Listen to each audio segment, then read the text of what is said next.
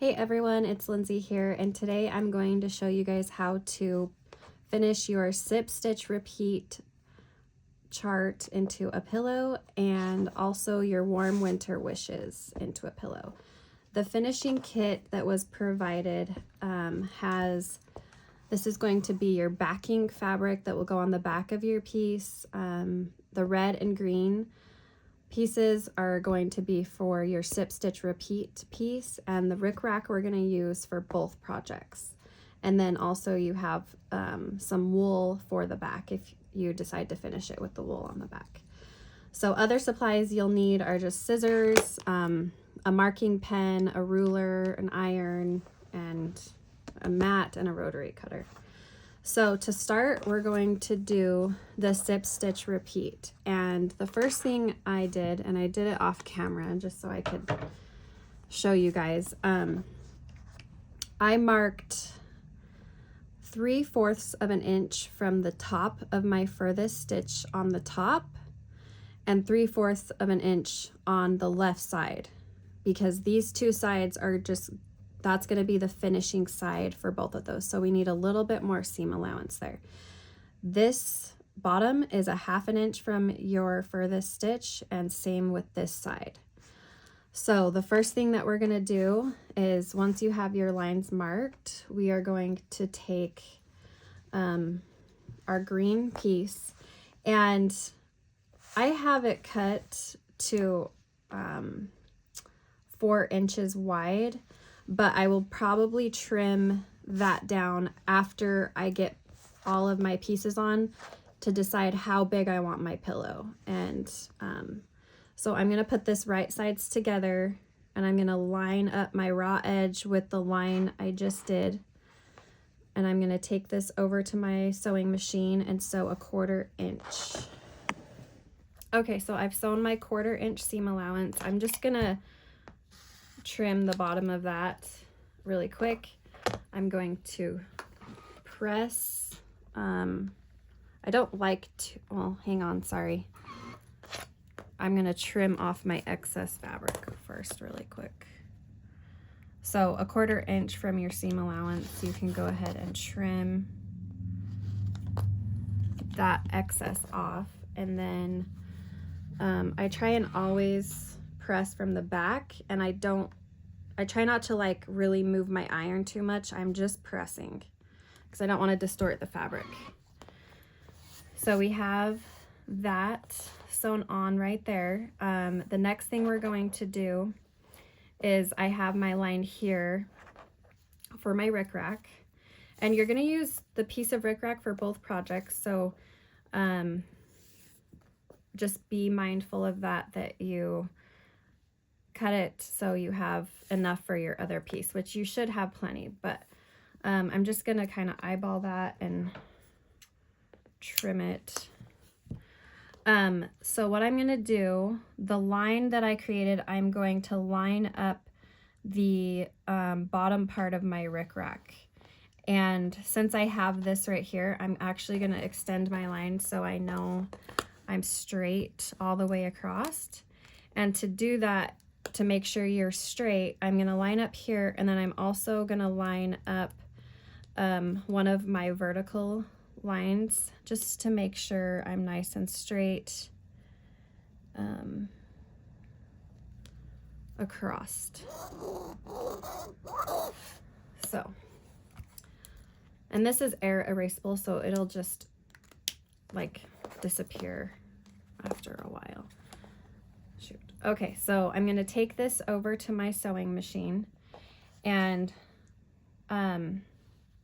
line up the bottom edge, and then you're going to sew just like a scant of a 1/4 inch from that line that you created. So a scant 1/4 inch, not a full 1/4 inch, because when we sew this on, we're going to want to do the full 1/4 inch so we only see the hills of our rickrack. Okay, so I have sewn my rickrack on, and as you can see, my stitch line, it just barely goes right kind of where that hill and valley, where the valley is, right there. So now I'm going to grab my red piece and I'm going to put it right sides together, and I'm going to line it up with the mark I did, and I'm gonna now stitch a 1/4 inch seam allowance from the line. Okay, so I've sewn a 1/4 inch. So now I want to get rid of this extra bulk, but before I do, I would just double check and make sure your rickrack, like your sewn line, is where you want it. And I think that looks really good. I don't have that other bottom part showing, so I think we did a good job. So now a 1/4 inch away from your sewn line, I'm gonna trim that. And then I'm going to press this side. Oh, hang on. I want my rickrack to stay facing up, so I'm going to actually just finger press, and then I'm going to carefully press right here.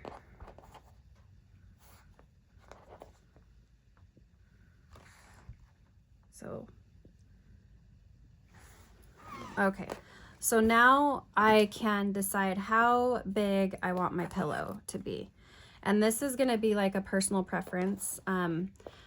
We stitched it on the recommended 27 count Linda cloth. So our piece, I want it to be proportionate to these pieces. And so I'm not going to take a ton off.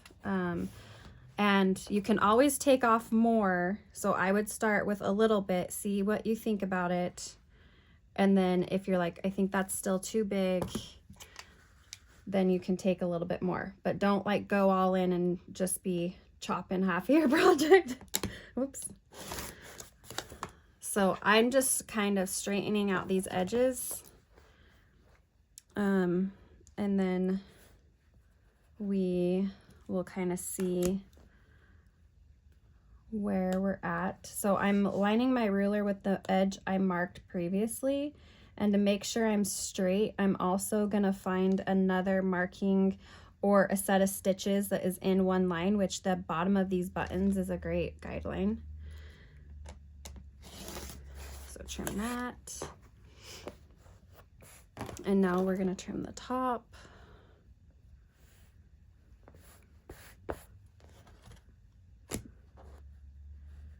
So again, I'm lining up with that line, and then I'm going to find another reference point to make sure I'm straight, which right here is a great reference point of my seam line.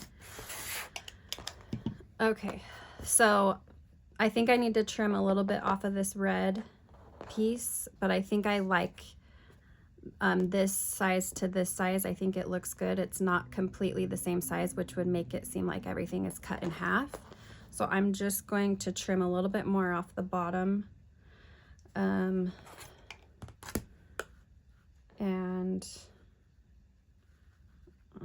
let's start with this. I don't want to cut too much. And also take into account you're going to have your seam allowance. So I actually think that looks really good.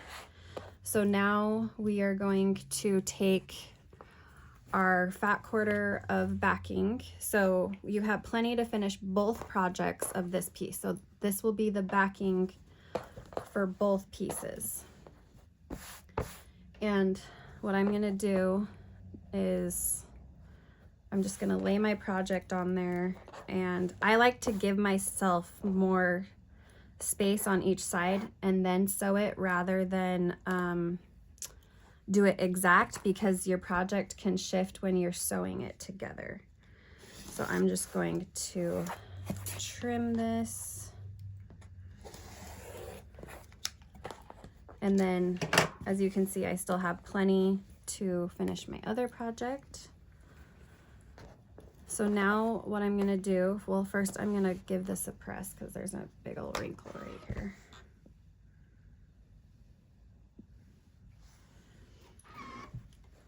And you're gonna put this right side up, this right side down, and I'm going to actually try and line it up so my gingham is straight. We'll see if I can do the whole thing without it shifting too much, so it's nice and straight on the back.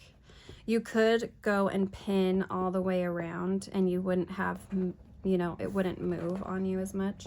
So I'm gonna take this and sew a 1/4 inch all the way around. Okay, so I've sewn a 1/4 inch all the way around, and now I'm going to trim off my excess fabric, making sure I leave at least a 1/4 inch from my seam allowance. And I feel like I kept it pretty straight, so my gingham won't look crooked on the back.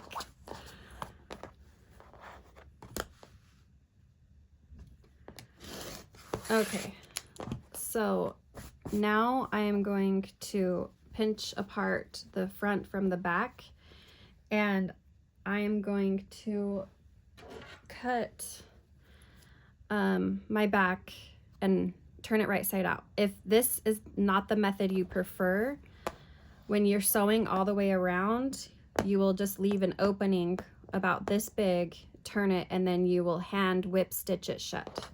So that is another option if you don't prefer this option. Okay, so I turned it out right side out. I gave it a good press, and then I just filled it. I started with poly pellets, so I like to do that as the base, and it gives the pillow weight, and it fills in those corners nicely. And then I take just regular polyfill and stuff it as much as you like your pillows stuffed. It's a personal preference.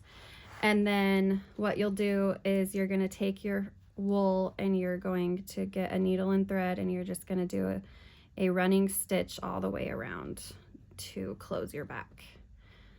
And that is it. Okay, so now we are going to finish our warm winter wishes, and this one is really straightforward. We're just going to add rickrack all the way around. So first we need to mark a 1/2 inch all the way around from the furthest stitch on our cross stitch. So I have done a 1/2 inch on each side, and this one I did find this one was a little bit trickier because you can see the stitches, like these are lower than this one, so make sure you're lining it up with the high, like the most top stitch.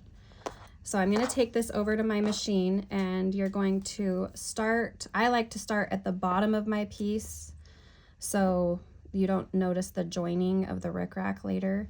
You're going to line up the bottom of your rickrack with the bottom line, and same thing as we did in the previous pillow, you're just going to do a scant 1/4 inch seam all the way around. When you get to the corner, just slowly pivot and you'll kind of do a round with your machine, and just go really slow and it will look flatter and nicer. Okay, so I have gone all the way around and I joined my 2 pieces, and so I'm just going to trim off my tails. I do want to mention, we will link below a video of me doing another finish that is just like this, so you can see how I stitch around the corners if you need more of a visual for that. So now I am going to grab my backing piece, and well, first let's kind of trim off some of this excess fabric so it's not so bulky. And I'm not going a 1/4 inch, I'm doing a little bit more just because I'll trim it nicely once I have the backing sewn on. Okay, so now I'm going to grab my piece, I'm going to lay it down, and then we're going to just trim that off. Now you're going to place this right sides together just like our other pillow. We're going to line it up, and then we're actually going to sew just like a scant inside of our sew line that we just sewed. So just a scant inside that line, and that will sew in just enough rickrack so we're just getting the tops. Okay, so I've sewn all the way around, and I'm now going to trim about 1/4 inch away from my seam line. I'm doing just a tad bit more because the edges are rounded from the rickrack, so I just want to make sure I leave myself plenty of space between the raw edge and the seam.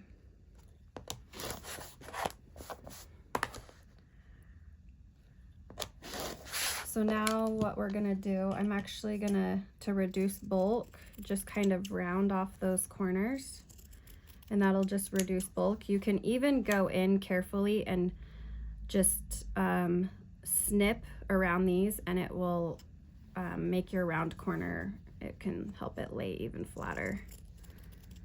But just be careful not to go into your seam allowance. So now I'm going to turn this right side out. Make sure you pull it apart. And I'm going to trim, and then I'll turn it right side out. Okay, so I turned it right side out.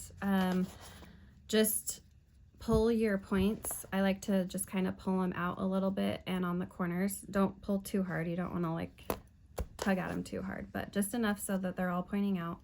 I did give it a nice press, and then I filled it first with the poly pellets and then went in with the poly fill. And then I will probably trim this down a little bit, and then I'll do a straight running stitch all the way around. And there is your cute warm winter wishes.